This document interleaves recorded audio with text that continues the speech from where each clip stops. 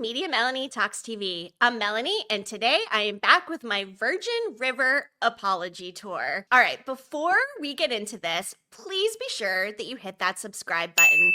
I have had such a fun year of creating content and just really appreciate everybody who's been here for the journey as I continue to grow. So please subscribe, like the video, drop a comment. I just really appreciate it and want to thank you. This is my last video of 2024. I've had so much fun and I'm really looking forward to doing more in 2025. So please be sure you're subscribed. Fun fact, did you know that Virgin River is the longest running original scripted series on Netflix? I did not realize that until I was poking around a little bit about Virgin River. This is typically not the type of show that I'm here to drop a video on, but I felt I owed the show an apology. If you follow me on social media, you've probably noticed ever since season 5, I've been talking a little bit of smack. I did not enjoy season 5. I felt the energy was different, the vibe amongst the cast and on-screen chemistry just, I don't know, it was not there for me. And then they inundated us with the Hallmark-style holiday festivals. I love Christmas. I got on here, gushed all about how Black Doves, for instance, embraced the holiday season and made it work with a seasonal type of show. The Virgin River holiday episodes just did not do it for me, and it left me with a taste in my mouth thinking, I don't even know if I'm going to watch season 6. And then also knowing there's a season 7 coming. Too much Virgin River? Maybe. It's funny because I don't think I would actually recommend the show to someone who's never started it before, unless perhaps you're a fan of the books. Then obviously that's a natural transition for you. But for people like us who are already so vested over 5 seasons in, it's hard to stop watching. Is the cheese factor high? It is cheesy off the charts. Is some of the acting questionable? Most definitely. But my basis of comparison here for season 6 is based on Virgin River's past seasons and really how they rank. Nothing will ever feel as great as season 1 when Mel Monroe made her way to Virgin River and her and Jack getting to know each other and fall in love. But I will say season 6 redeemed things for me after what I felt was one of the worst seasons in season 5. And I think what really keeps me vested in the show is the wholesomeness. We've got so many shows that have an exceptional amount of drama, trauma, tragedy, horror, killing. It's kind of nice for a departure with a show that is more wholesome, but still manages to infuse a pretty fair amount of melodrama into the mix. For the most part, it's a pretty pure show. And for me, I don't know, I think there is something about this wholesomeness that keeps me coming back. That said, Season 6 did actually have some of the racier scenes of the series. We had the pool table scene, and spoiler alert if you haven't watched, Bree and Brady got it on a pool table.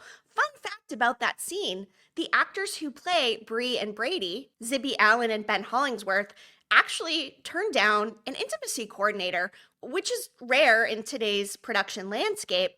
And I think they pulled it off pretty well. They obviously must have some natural chemistry in real life, so I found that to be pretty interesting for one of these racier scenes of the show.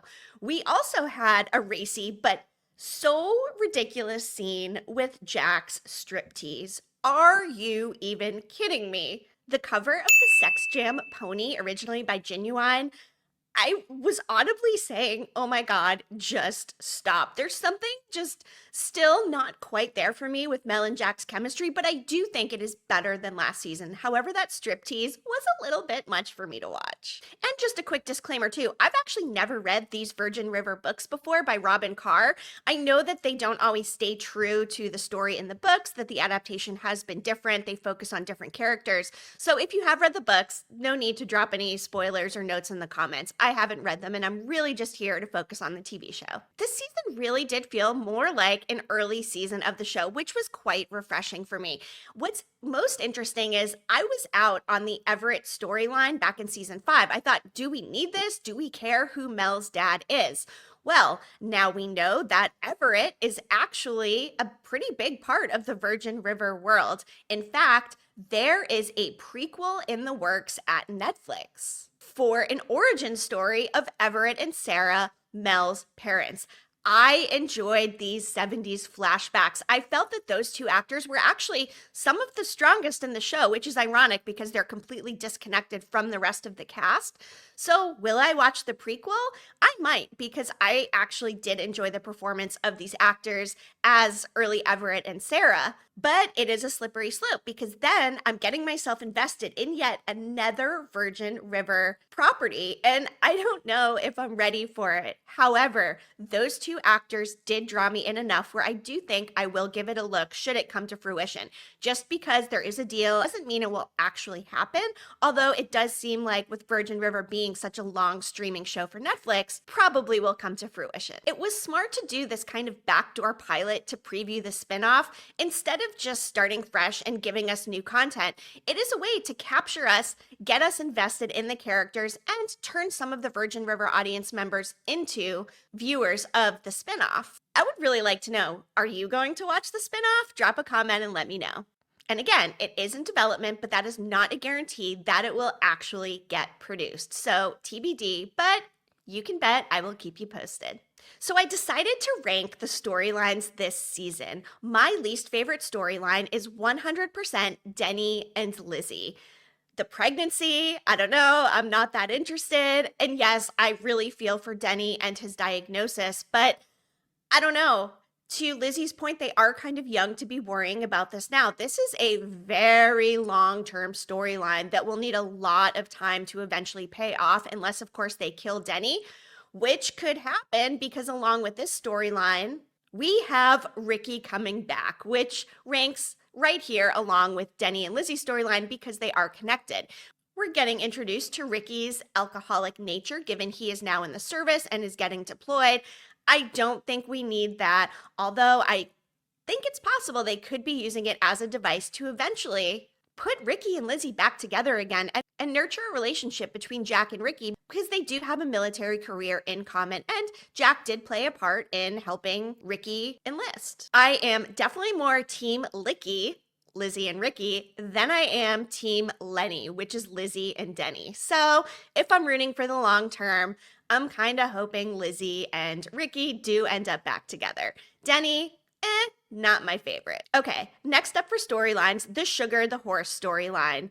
I realized they needed a horse for Jack to be able to take Mel and ride off on their wedding day, which also a little bit ridiculous, but feeds into the whole wholesome melodrama situation. There's a lot of horse talk here. Could I have done without it? Probably. Then let's talk about Muriel's breast cancer. There were definitely some medical struggles throughout the season between Everett and Muriel. And of course, it totally sucks she has breast cancer, but it is nice to see her friends coming together to support her. And Cameron's back in town. We haven't heard yet if he's actually still with this woman he left Muriel for to go and try to have kids. So could there be another love storyline brewing again between Muriel and Cameron? Will he be there to help her through the breast cancer support journey? I think so. She's in this very new relationship with this other gentleman, so I do see there being some potential for Muriel and Cameron to get back together as well, similar to Ricky and Lizzie. Preacher's trial. Now, I'm just gonna say, I work for the Padres. I'm a stage manager. There is a Padres broadcaster who is a closeted fan of Virgin River. And he texted me the other day, we started watching Virgin River, and was like, you know what? Give Preacher 25 to life, get him out of here, who cares? There was basically no way that they were going to lock up Preacher. I mean, let's face it, he's easy on the eyes. He's got a new girlfriend here. He's Jack's best friend. He helps run the bar. So that was never going to happen. That whole storyline really was for Bree to showcase her lawyering skills, and she did end up getting Preacher off. So to the disappointment of some people, particularly this Padres broadcaster, sorry, but Preacher is here to stay. Doc's investigation. I don't know, not that compelling. They are trying to create more tension with the potential that Doc could lose the clinic to this new medical group coming to town, plus the whole drilling into somebody's head situation without being overseen by a surgeon. Doc's getting old anyway. I mean, Denny's still just an intern. I don't think there's any hope he's eventually going to take over Doc's practice. We're on a long arc here for him to finish medical school, also stay healthy with the whole Huntington situation. So, I don't know. If there is some sort of risk, I think that maybe Cameron could come back to town and take over for Doc should he somehow be punished for the situation with them investigating his license. All right, I'm going to put Mel and Jack's wedding stuff kind of middle of the pack here because there was a lot of wedding content. I mean, we had the bridesmaids parties, the bachelorette and bachelor parties, lots of wedding prep. And first of all, this town is really coming together for Jack and Mel. They're donating ice sculptures. I mean, come on, I would have loved someone to donate ice sculptures for my wedding. So this couple is the royalty of Virgin River, and the town is showing it. I don't know if the town will ever have seen such a big wedding before. And of course, it does tie into the Sugar the Horse content because there was the whole where are we going to put Sugar in the barn, which is a wedding barn, not a horse barn. And really, Jack and Mel riding off on that horse, I don't know, it felt so Hallmark movie to me. But again, it is the wholesome pureness of this show that keeps me coming back. And it's why I'm here right now apologizing to the show for having such a bad season 5 and thinking I was done with it. And now I'm here to say, if you're already watching Virgin River, you should probably be watching the season. And I'm actually dying to know if other people feel this way, or am I out on a Virgin River island by myself here, standing up for a show that maybe doesn't deserve to be defended? I don't know. Drop a comment and let me know. Okay, Charmaine and Calvin. I ranked that one a little bit higher. I wanted more Charmaine and Calvin, especially because it appears there is a big setup for whatever the drama is going to be with them in season 7. I definitely thought we could have used a little bit more on that storyline if it is going to be such a focus for the next season. I was left liking the storyline and where it's going, but thinking to myself, wouldn't have minded a little bit less Lizzie and Denny, a little bit more Charmaine and Calvin. It was peppered in throughout, but I think it could have used more substance. Okay, next I'm going to get into the Everett, Sarah, Mel flashback situation. There was definitely some family struggles with Mel and Joey. Of course, Joey kind of feeling on the outs now that Mel has this whole new father figure in her life. Everybody was able to come around and they worked it out where Doc was going to end up walking Mel down the aisle, even though it was going to be Everett, but then he got admitted to the hospital. But something with the Everett stuff I was not expecting to like so much. These flashbacks just really endeared me to Mel's parents' backstory. And I don't know. I mean, I'm kind of looking forward to the prequel a little bit. Is that weird? Did anybody else love these 70s flashbacks as much as I did? It just felt so different, and as it should, because it is trying to differentiate itself as this backdoor pilot to draw us in, and I think it did the job well. All right, my favorite storyline of the season is easily the love triangle. A sucker for love triangles. Ever since Beverly Hills 90210, Brenda, Dylan, and Kelly. By the way, may you rest in peace, Shannon Doherty and Luke Perry. But that love triangle really spawned my interest in love triangle tropes in general. And to see the Mike and Brady and Bree love triangle continuing to perpetuate, I don't know, I'm here for it. Bree is such a mess. The quintessential choosing between the good boy and the bad boy, especially because Brady and Mike do have a relationship. Then they go and play paintball. They kind of make up a little, they shake hands. Then Brady goes and sleeps with Bree. Mike knows about it and still proposes to her? Wow, Mike must really love Bree or really hate Brady and just wants to win. So really excited about that storyline because obviously we can't have another Mel and Jack love triangle. Now they're getting married, riding off into the literal sunset on a horse. But here for this one, and it did feel a little edgy and racy, and I think that elevated things a little bit more this season for me. Okay, now let's talk about the cliffhangers, and these ones I'm actually kind of excited for. We left season 5 with the whole Mel's dad situation, which again, I wasn't really looking forward to and thought was just too extraneous. But these cliffhangers, enough meat on the bone for me to look forward to and watch season 7. I'm not even going to be out there pretending like I'm not going to watch. I'm saying right now, I will watch season 7. I'm probably going to watch the prequel. I do feel like I'm somewhat trapped in this Virgin River franchise and I can't get out. I just can't stop watching. I am a completionist. So good thing season 6 drew me back in a little bit. Okay, so cliffhanger number 1, I touched on this before, but Doc's clinic investigation and the new medical group coming to town. what's going to happen? We, of course, had Hope giving up some information that was not helpful for Doc whatsoever. And by the way, Hope might rank as one of the worst actors on the show for me, but her and Doc do make a cute couple, so I'll let it slide. The adoption setup, this one I am quite excited for. We could kind of see it coming all season long with the mention of Marley and her baby and how she chose the adoptive parents. And now we know that something happened with the parents, and it's quite likely that Mel and Jack are going to get to adopt this baby, which is so exciting because this has been something that they've struggled with, and there is nothing more I would love to see than Jack and Mel's parenthood journey. But then I start thinking too, is this going to be just too happily ever after for them? I mean, we still have Calvin threatening Jack, and there's still other stories to be had, Mel and Everett, for instance, but I do really want to see where the baby storyline goes for them, and I am hoping that they get this baby. Will Bree marry Mike? This is a very big question. I just keep holding out for Bree and Brady, and I was trying to think of a good ship name for them, but Bree and Brady both start with the same letters, so it's actually kind of difficult. So if you have a good ship name for Bree and Brady, drop it in the comments. And along with the question of will Bree marry Mike, how is Brady going to deal with the fallout of Lark leaving with his money this time? Unfortunately, she overheard Brady and Bree talking and figured out, you know what?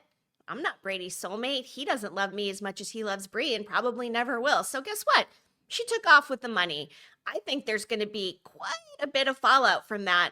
Brady might become a little bit unhinged. Of course, now Bree's going to feel like she has to marry Mike, but if I know TV, I'm thinking that Bree and Brady are eventually going to end up together, and there's going to be some major drama along the way, and poor Mike is going to end up the loser here. But the biggest cliffhanger going into season 7, and the one I am the most excited about, what did Jack see when he walked into Charmaine's house? It was obviously something shocking, the look on his face, and the fact there was a mobile playing a lullaby. First of all, a lot of those are kind of wind-up situations. How long has that been playing for? Did Jack get there pretty fresh into whatever happened? I don't think so, because Charmaine was a no-show for helping Mel get ready for the wedding. So enough times passed where, first of all, I don't think that lullaby should even be playing, and the fact that it is really creepy. But what did Jack actually see? There are a few options. He walks in, the babies are in the cribs, they're fine, Charmaine's body laying dead on the floor. The twins are there, but Charmaine's gone. Maybe Calvin has kidnapped Charmaine, which doesn't make as much sense because Calvin seems to be in it for the babies. So if anything, I would think he would take the babies and hurt Charmaine. So maybe Charmaine is laying there and the cradles are empty. But again, why would the lullaby be playing? Or maybe Charmaine and the twins are gone and there's nobody there, which circles me back to the same question. Why is the lullaby playing? Which makes me think the babies have to be there, but why would Calvin leave the babies and take Charmaine unless, again, Charmaine's body's laying on the ground and the babies are there? But that doesn't feed into Calvin's motivation. So I'm kind of confused and very excited to find out exactly what Jack saw. But the last option is actually the most compelling and maybe likely, but still doesn't answer why the lullaby would still be playing. What if Charmaine managed to kill Calvin and it's Calvin's dead body that's there and Charmaine took off? I would assume that would mean she'd take off with the twins. But again, with the lullaby playing, maybe she took off because she knows she's guilty and in trouble and in danger, and she left the twins there. And maybe Mel and Jack end up taking care of the twins in some strange twist. I don't know, but I would love to know what everybody else thinks about this. How do you think this is going to play out with the whole Charmaine and Calvin storyline in season 7? I can't wait to find out. So there it is, my Virgin River apology tour. And you know what? It is not a perfect show. It still has problems. There are some acting issues and sometimes some overly melodramatic or uninteresting storylines. But for those of us who are invested in Virgin River and have been here for all of these seasons, I do think and hope that Season 6 was enough to keep us going, get us vested in Season 7, and potentially the spinoff. Be sure you hit that subscribe button because I've got lots more TV talk coming in 2025. Again, this is not the type of show I normally cover, but I did feel it was necessary to come on here for my last video of 2024 and share my thoughts. So I hope you hit that subscribe button. I really appreciate you tuning in. Thank you to everybody who's liked, commented, subscribed. It's been such a fun year of creating TV Talk content, and cheers to 2025 and lots more to come. So, Media Melanie, clicking off.